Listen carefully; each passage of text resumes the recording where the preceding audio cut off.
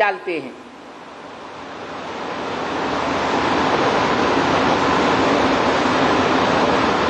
वो ब्रह्मा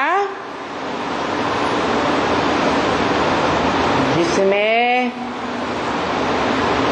सभी अविनाशी आत्माओं का बाप ज्योति बिंदु शिव कार्य करता है और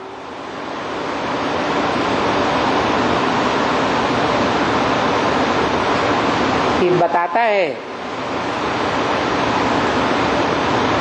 कि मैं तुम बच्चों को आप समान निराकारी आत्मा बनाकर जाऊंगा, निर्विकारी आत्मा।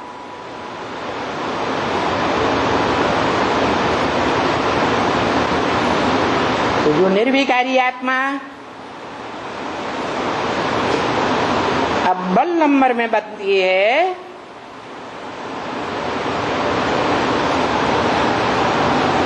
उसका प्रत्यक्षता वर्ष ब्राह्मणों की दुनिया में बड़े धूमधाम से मनाया जाता है। कौन से सन में मनाया गया है? 1976 में मनाया गया, जिसकी घोषणा 10 साल पहले ही कर दी थी ब्रह्म वाक्य रूपी मुरली में।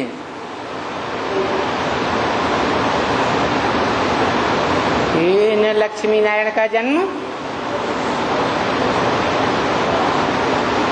10 वर्ष कम 5000 वर्ष होंगे तब होगा। उस हिसाब से सन 76 आता है।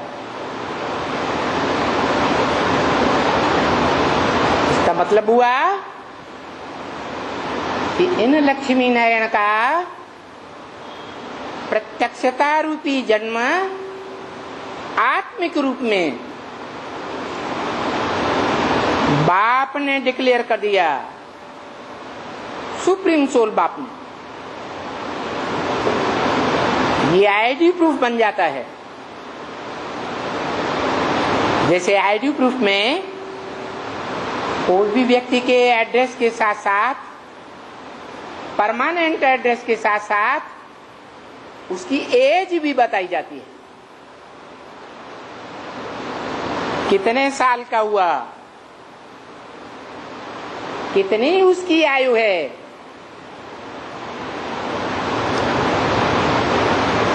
तो ब्राह्मणों की संगम की दुनिया में जो मनुष्य शक्ति का बाप है, उसका पद ब्रह्म वाक्य रूपी मुरली में ही प्रत्यक्ष कर दिया जाता है कि वो आत्मा मनुष्य शक्ति के बाप की आत्मा है, जिसके लिए मुरली में 20 बार बोला गया राम बाप को कहा जाता है, कृष्ण बच्चे को कहा जाता है। तो इस सृष्टि रूपी रंगमंच पर मनुष्यों के बीच में बड़े से बड़ा बाप नर से डायरेक्ट नारायण बनने वाली आत्मा, जो उसी जन्म में पुरुषार्थ करके नारायण बनती है,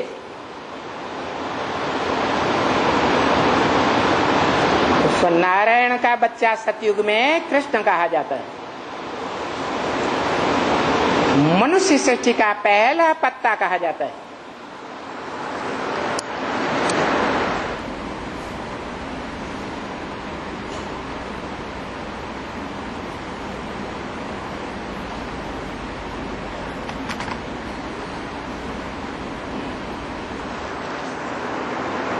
परंतु वो पहला पत्ता उस मनुष्य सृष्टि की अगली पीढ़ी है। अव्वल नंबर पीढ़ी नहीं है।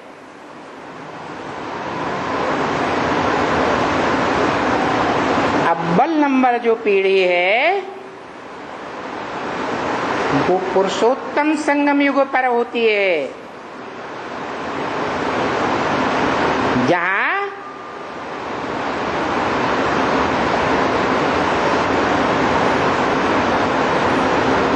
मनुष्य सृष्टि की स्थापना, पालना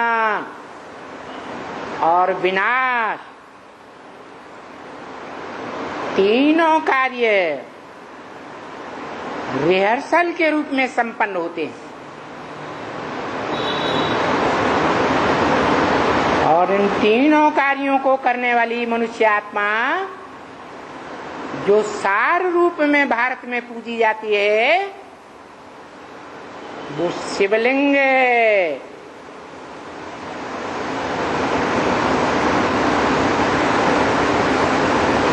शिवलिंग नाम क्यों दिया गया?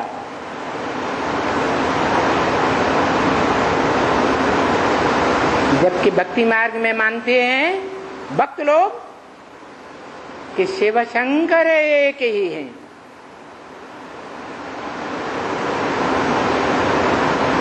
फिर शंकर की मूर्ति भी बनाते हैं, हाथ पांव नाक आंख कान इंद्रियों वाली मूर्ति बनाते हैं,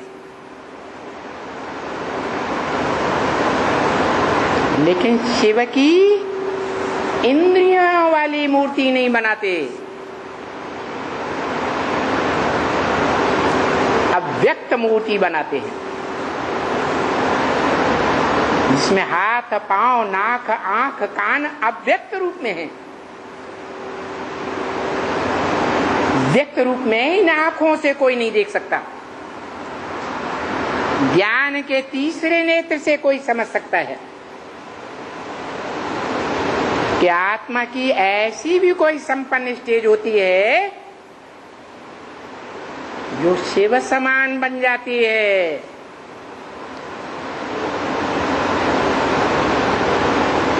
शिव नहीं बनती, शिव समान बन जाती है। निराकारी, निर्विकारी, निरहंकारी बन जाती है। देह का कोई अहंकार नहीं।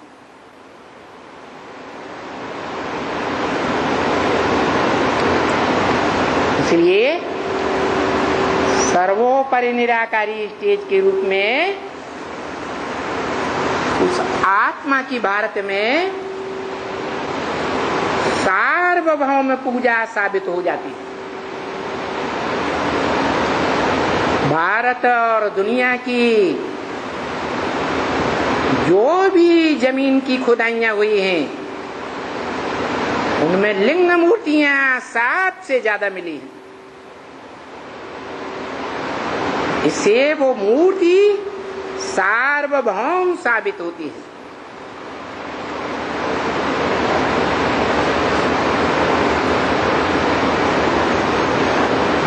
वो निराकार अव्यक्त मूर्ति का वर्णन गीता में भी आया हुआ है। अव्यक्त मूर्ति नाम अर्थात उस अव्यक्त मूर्त शिवलिंग के द्वारा सारा संसार चाहे जड़ हो चाहे जंगम हो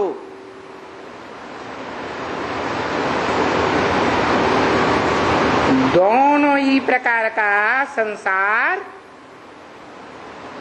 उस अव्यक्त मूर्ति ज्योतिर्लिंगम के द्वारा उत्पन्न होता है।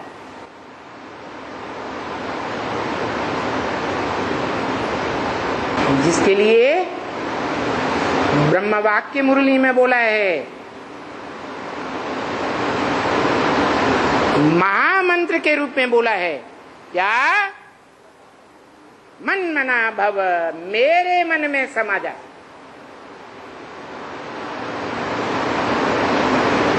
अरे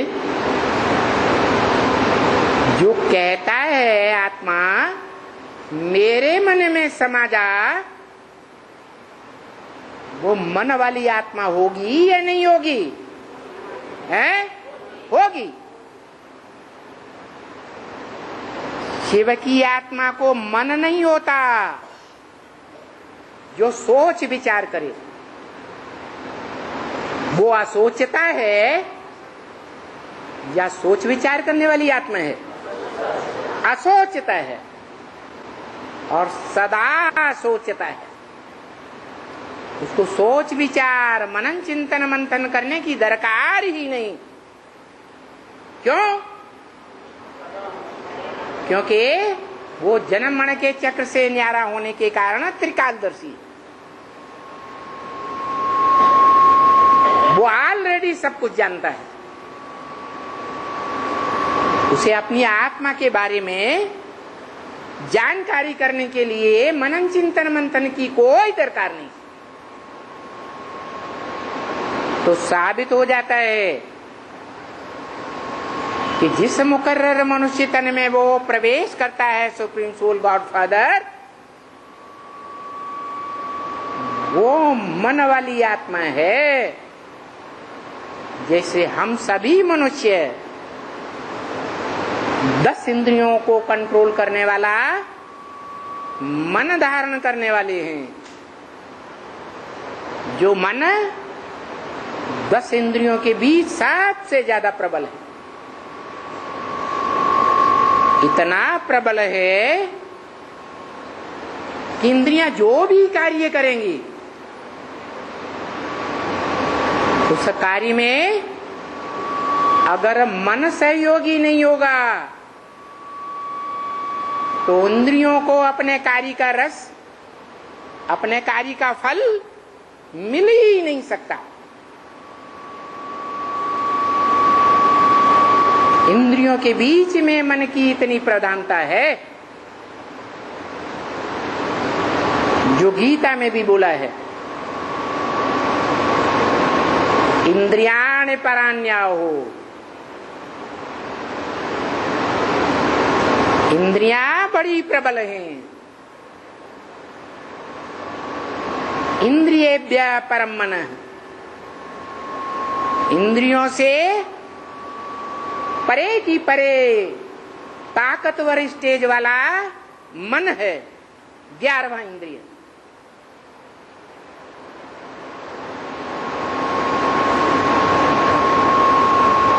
और वो इंद्रिय से परे कौन है? जिसे 11वीं इंद्रिय मन कहा जाता है। मनसस्तु परा बुद्धि। मन से परे रूप में कार्य करने वाली मानवीय बुद्धि है, मनुष्यों की बुद्धि। जिन मनुष्यों में कोई हीरो पार्टधारी मनुष्य भी है, उसके लिए बोला परा बुद्धि। शास्त्रों में जिसको त्रिनेत्री कहा जाता है। कौन है त्रिनेत्री? शिव है त्रिनेत्री या कोई मनुष्य आत्मा है त्रिनेत्री? ये साकार 2 आंखें मनुष्यों को होती हैं, प्राणियों को होती हैं, आत्माओं के बाप को नहीं होती हैं। उसको तो शरीर ही नहीं, तो इंद्रियों का सवाल ही नहीं। वो जिस मुकर्रर रथ में प्रवेश करता है, मनुष्य सृष्टि रचने के लिए, जिस मनुष्य को माता नाम देता है, परम ब्रह्म माता के रूप में अपनाता है, माना माता रूपी साकार स्वरूप में प्रवेश करता है, माना रथ का आधार लेता है। जो रथ है शरीर कहा जाता है, जिसको गीता में कहा है अर्जुन को इशारा करके कहा, अर्जुन के शरीर को इशारा करके कहा, इदं शरीरम कौन्तेय क्षेत्रम विद्यते। हे अर्जुन, सद्भाग्य का अर्जन करने वाले अर्जुन, ज्ञान धन का अर्जन करने वाले अर्जुन, ये जो तुम्हारा रथ है शरीर रूपी, इस सच रूपी रंगमंच पर युद्ध क्षेत्र है, बड़े से बड़ा कर्म क्षेत्र है।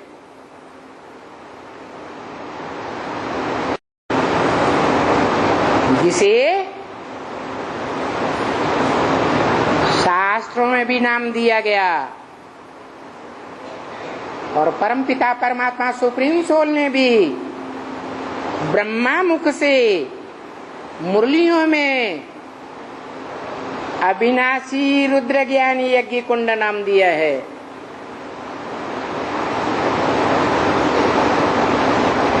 जिस रुद्र ज्ञानी यज्ञ कुंड में सारी दुनिया की आहुति लगेगी, सारी दुनिया रूपी जड़ जंगम संसार उसमें क्या हो जाएगा, स्वाहा हो जाने वाला है। महामृत्यु के समय की बात बताई। सामान्य मृत्यु तो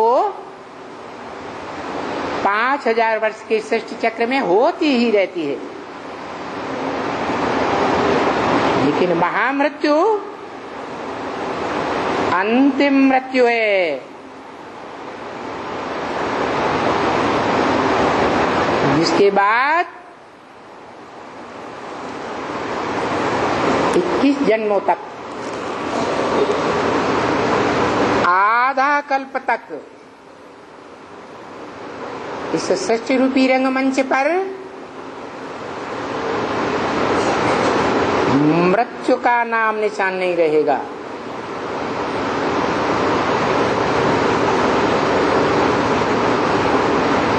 अर्थात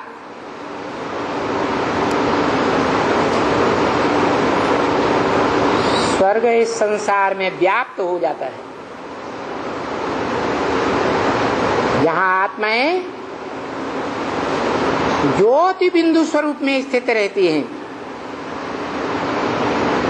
देह का भान ही नहीं रहता, तो देह की मृत्यु का सवाल ही नहीं।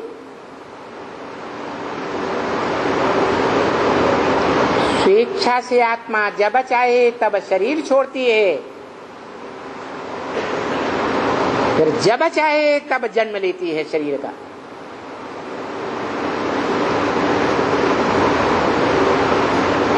और जन्म मृत्यु क्या रिहर्सल भगवान बाप जब इस सृष्टि पर आते हैं पुरुषोत्तम संगम युग में, तब ये रिहर्सल होता है। जब आत्माएं सुप्रीम सोल गॉड फादर के स्वरूप को पहचानती हैं,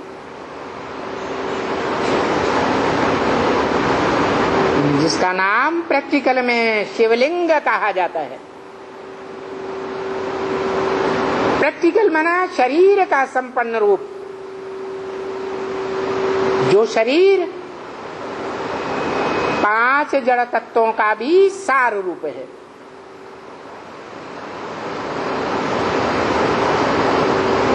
वो जड़त्व में शरीर भी इस सच्ची रूपी रंगमंच पर महामृत्यु के समय भी स्थायी रहता है।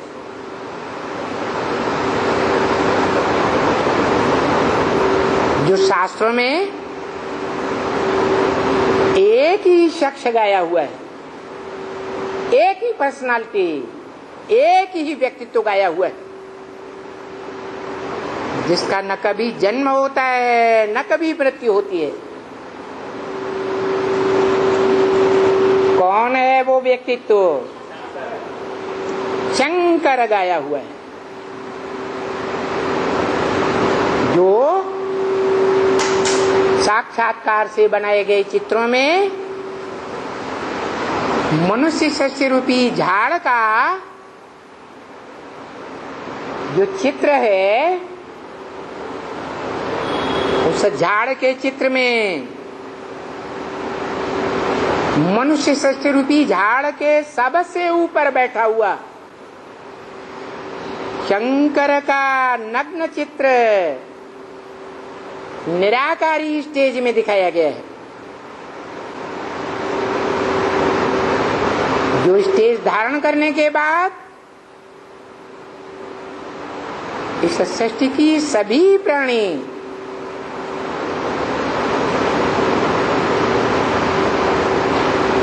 नंबरवार बुद्धि की प्योरिटी के आधार पर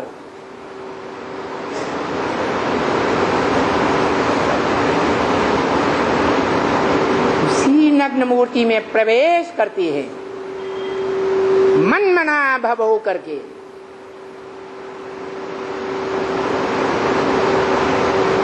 जो कहता है मन मना भव, मेरे मन में समा जा,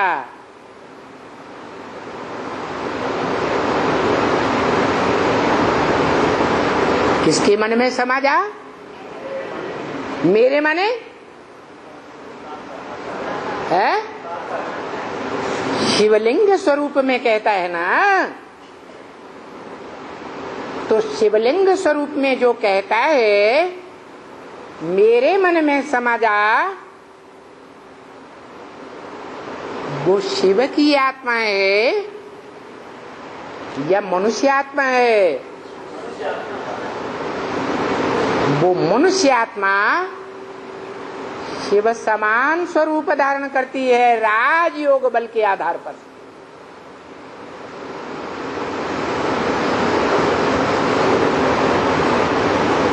वो योगियों का ईश्वर है, योगीश्वर, जो शास्त्रों में खास 3 मुख्य नामों से गाया हुआ है।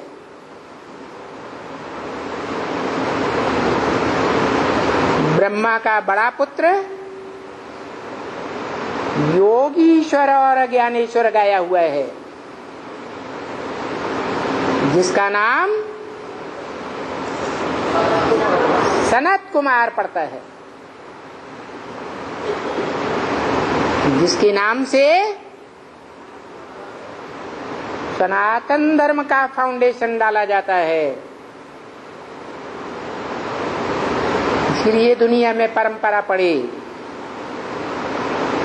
कि जो भी धर्म पिताएं आए उनके नाम पर धर्म का नाम डाला गया। मोहम्मद के नाम पर मुस्लिम धर्म,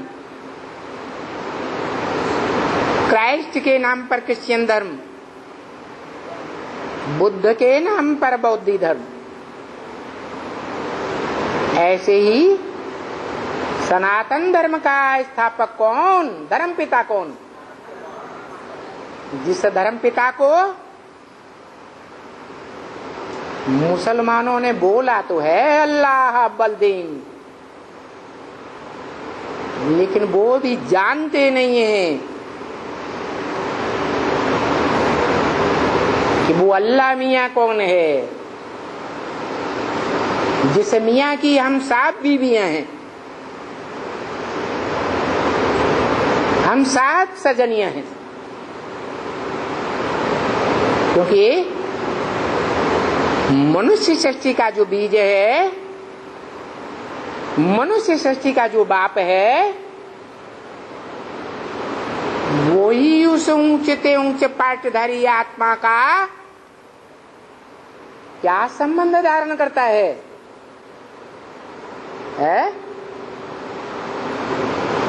अरे ब्रह्म। कौन सा संबंध है?